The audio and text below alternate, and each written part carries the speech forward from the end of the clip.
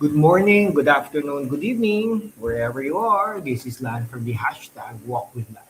Mabuhay po kayo mga kababayan ha. Welcome po sa ating channel.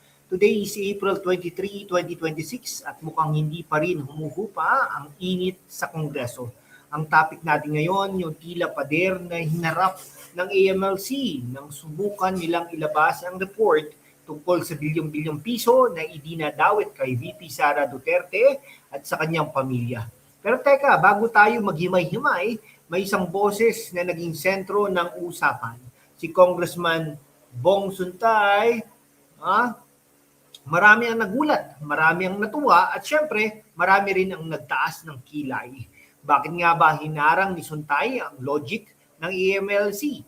At bakit natin kailangan maging kritikal sa mga financial reports na lumalabas tuwing may politika? Bago tayo mag-dive in, mga kaibigan, ito muna ang ating mahalagang paalala.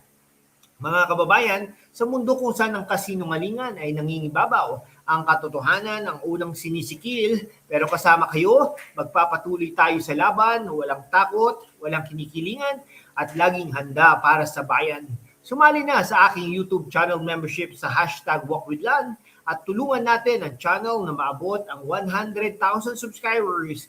Ang inyong suporta ang susi sa kalayaan natin para ipagpatuloy ang pagbabalita ng katotohanan. Salamat at kita-kits sa laban. Okay, let's talk about Congressman Bong Suntay. Sa huling hearing, malinaw ang naging posisyon ni Suntay, standards. Ang punto niya, bakit parang iba ang timbangan pagdating kay VP Sara Duterte kumpara sa ibang opisyal? Sinabi ni Suntay na hindi pwedeng base lang sa clippings, unsigned receipts o conclusions ang basihan ng isang mabigat na paratang tulad ng impeachment. Intellectual honesty, para sa mga kabataan at OFWs na nakikinig, isipin niyo ito. Kung ikaw ay nananahimik at biglang may nag-akusa sa iyo base sa sabi-sabi lang o screenshot na walang selyo, papayag ka ba? Suntay is pointing out the procedural flaws. He's demanding fairness. Hindi porket mainit ang issue, itatapon na natin ang due process sa bintana. He's standing up for the rule of law. And in this political circus, that takes guts. Ngayon dako tayo sa AMLC o Anti-Money Laundering Council. Alam nyo sa papel, believe tayo sa AMLC. Sila ang bantay sa kaban. Pero bakit ngayon lang? Bakit parang timed ang paglabas ng mga reports na ito tuwing may impeachment traps? Okay pero let's define suspicious in AMLC terms. Anumang transaksyon na over 500,000 sa isang araw, covered na agad yan. Pero suspicious minsan maski 10,000 pesos, basta may questionables or suspicious na. Ang tanong ni Congressman Suntay at ng marami, nasaan ang konkretong ebidensya na ang perang ito ay galing sa illegal? The AMLC admitted they have limited information. So kung limited ang info nyo, bakit nyo ilalabas sa publiko? Para maging mitsa ng character assassination? Is the AMLC becoming a tool for political leverage? Critical thinking guys huwag basta-basta maniniwala sa bilyones. Headline hanggat walang conviction. Sandali lang break muna tayo sa heavy politics. Para sa ating mga OFWs na laging puyat, kamanonood ng balita, kailangan nyo ng reliable tech. Meron tayong Rackspace 02 wireless headphones sa Shopee at Lazada. Perfect ito para marinig tayo ng malinaw ang ating analysis habang nasa break. Check the link sa description.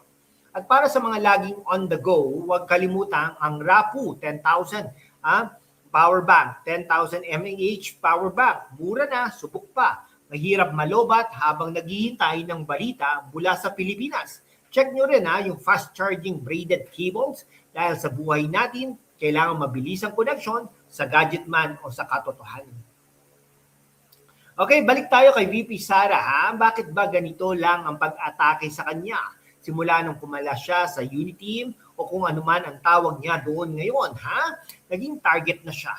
Si Congressman Suntay, pinagpapaalahanan tayo na noong panahon ni PRRD, bumoto siya laban sa anti-terrorism bill at ABS-CBN franchise closure. Meaning, hindi siya blind follower. He votes according to his conscience.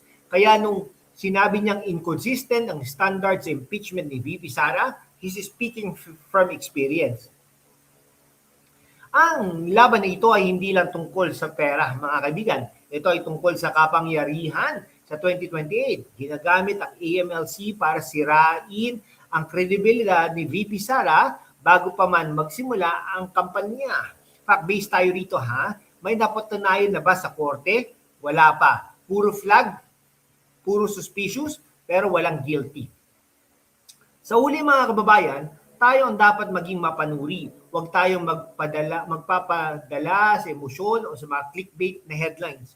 Salamat kay Congressman Bong Suntay sa pagpapaalala na ang hustisya ay dapat patas, mga kaibigan. Okay? Kakampi man o kaaway, mga kaibigan. Let's look at the bigger picture. Bakit nga ba si Congressman Bong Suntay? Ng Quezon City po yan, ang tumayo. Isipin ninyo sa mundo ng politika, ang pinakamadaling gawin ay sumama sa agos. Sumama sa ingay ng AMLC, makiride sa bilyong-bilyong narrative dahil yan ang trending. Pero si Suntay chose to be the legal speed bump. Bakit? Because he knows that today's it's the Dutertes, but tomorrow it could be anyone. Kapag hinayaan natin maging weaponize ang financial institutions natin ng walang solidong ebidensya, talo ang demokrasya. Ang barado na ginawa ni Suntay sa AMLC report ay hindi lang pagtatanggol sa isang tao, ito ay pagtatanggol sa sistema na dapat sana ay hindi nabibili o nakukumand ng political interest. And to VP Sara, despite the massive noise, she remains focused on her mandate. Habang abala ang lahat sa pag-dissect sa mga suspicious activities na wala namang kaso sa korte, ang taong bayan ang nagugutom. Kaya para sa ating mga OFWs, huwag kayong padala sa headline ng bilyones. Tandaan allegation is not proof. Sa court of public opinion, madaling maging bida o kontrabida, pero sa court of law, ebidensya ang hari. At bago ko makalimutan mga kaibigan, baka gusto nyo ring i-check itong ergonomic laptop stand at portable coffee maker sa ating Shopee, Lazada links mga kaibigan, at itatag din po natin yan. Perfect ito sa mga kababayan nating nag-o-office o naka-WFH dyan sa Dubai, Singapore, o kahit sa Europe, o kaya dito sa Pilipinas. Stay caffeinated and stay sharp dahil sa politika ng Pilipinas, bawal kang aantukin. Sa huli mga kababayan, tayo ang dapat maging mapanuri. Huwag tayong magpadala sa emosyon o sa mga clickbait na headlines. Salamat kay Congressman Bong Suntay sa pagpapaalala ng hustisya ay dapat patas, kakampi man o kaaway. Salamat sa panonood Huwag kalimutang i-like ang video nito, i-share sa inyong mga GC sa abroad at syempre mag-subscribe. I-click ang link sa baba para sa ating Shopee o Lazada Best Finds. Muli ako ang inyong lingkod, si Lan. Tandaan, sa paghanap ng katotohanan, kailangan ng talas, ng isip at tibay ng dibdib hanggang sa susunod na talakayan, mabuhay ang Pilipinas.